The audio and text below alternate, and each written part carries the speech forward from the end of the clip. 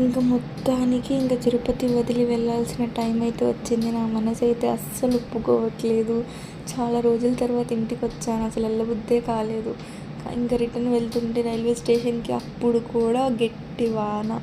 అసలు మా నాన్న ఇంకా తిరుపతి ఉంటే నా మీద మా నాన్న తిరుపతి కప్పేసి మా నాన్న డ్రైవ్ చేసుకుంటూ తీసుకెళ్లారు రైల్వే స్టేషన్కి. నాకైతే ఎంత హార్ట్ వార్మింగ్గా అనిపించిందంటే, అరే ఇంత లవ్వింగ్గా చూసుకున్నప్పుడు అనిపిస్తుంది కదా అప్పుడప్పుడు. అయితే మనం ఇక్కడికి రైల్వే స్టేషన్కి అయితే వచ్చేసాము, రేణిగుంట రైల్వే స్టేషన్. సో మేము వెళ్ళాల్సిన ట్రైన్ వచ్చేసి కాచిగూడ ఎక్స్ప్రెస్ అనమాట. సో ఇందాకే అనౌన్స్మెంట్ ఇచ్చారు, ప్లాట్ఫామ్ నెంబర్ 5లో వస్తుందని చెప్పేసి.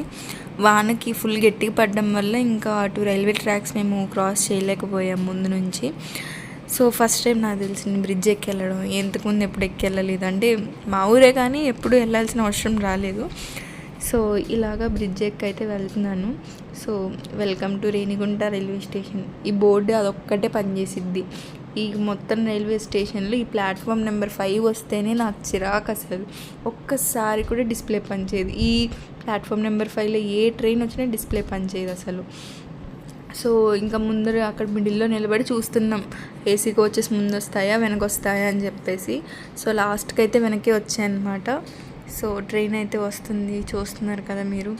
అస్సలు నా మనసు అసలు ఈ ట్రైన్ వస్తుంటే ఎంత బాధగా అనిపించిందో. అబ్బా ఇల్లు వదిలేసి వెళ్తున్నాను, మళ్ళీ చాలా రోజుల తర్వాత వస్తా కదా మళ్ళీ.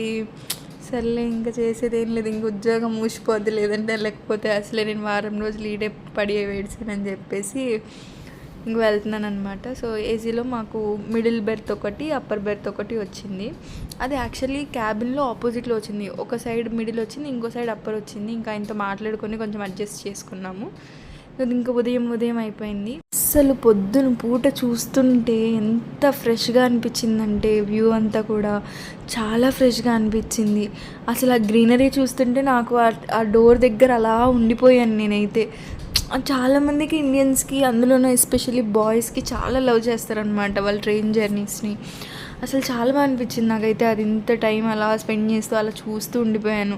తెలంగాణ స్టేట్ వచ్చేసింది అనమాట. ఐ డోంట్ రిమెంబర్ ఎగ్జాక్ట్ ఏ స్టేటో కూడా నాకు తెలియదు. యాక్చువల్లీ అందరు అనుకున్నంత జ్ఞానం అయితే లేదు నాకు రైల్వే స్టేషన్స్లో. సో జస్ట్ కొన్ని ఏదో అక్కడక్కడ ట్రైన్ చూసుకుంటూ వెళ్తాను. ఇక్కడ ఏదో స్టేషన్ వస్తుంది, షాద్ నగర్. సో మనం ఇందాక చూసింది షాద్ నగర్ ముందున్న ఊరు అనమాట. అయితే ఆల్మోస్ట్ దగ్గరకు వచ్చేసాను. ఇంకా హైదరాబాద్కి నెక్స్ట్ స్టేషన్ కాచిగూడనే. ఇంకా మళ్ళీ స్టార్ట్ చేయాలి రామాయణం అంతా, ఉద్యోగం మళ్ళీ ఫస్ట్ నుంచి స్టార్ట్ చేయాలి. ఇంక డాడీ ఎందుకు వస్తున్నారు అంటే, మా నాన్నకి ఒక అలవాటు అనమాట, ఎప్పుడు నన్ను ఒకటి పంపించరు.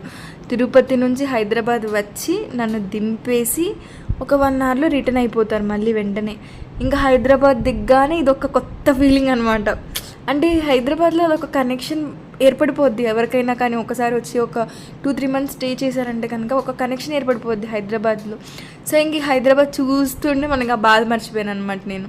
సో ఇంకా ఆటోలో వెళ్తూ ఇదిగో మన తెలంగాణ సెక్రటేరియట్, ద జైంట్, అసలు ఎంత ఎలిగెంట్గా కనిపిస్తుందో అసలు మన తెలంగాణ సెక్రటేరియట్.